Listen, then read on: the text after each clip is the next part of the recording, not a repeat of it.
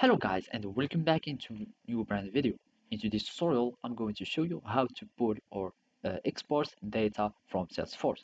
So make sure to watch the video to the end and follow these simple steps.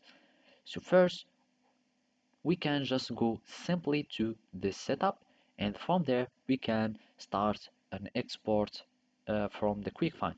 So it's just type data export and then we can find this data export feature in Salesforce.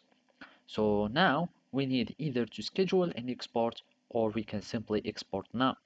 And you can choose to include images, documents, and attachments that are with your objects, and also to include the Salesforce files and Salesforce CRM content document versions.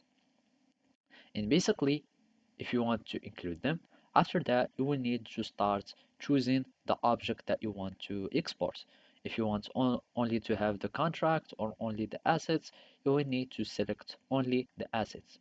Then you will need to click on Start Export, and then you will start having or an export request will be created, and then you will after that receive the export result. And basically, if you want to include all the data, you will need just to simply check this box and you will have all the objects included with this choice. And then you can do the same again to start export and that's it.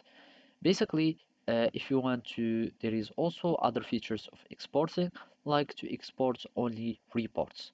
For example, in the detailed reports, you will find the export option. So basically, you can click on export and you can start reporting from any object that you want. For example, you can choose contacts, only contacts, and then it will give you all the records of the contacts, and then you can click on export to export them.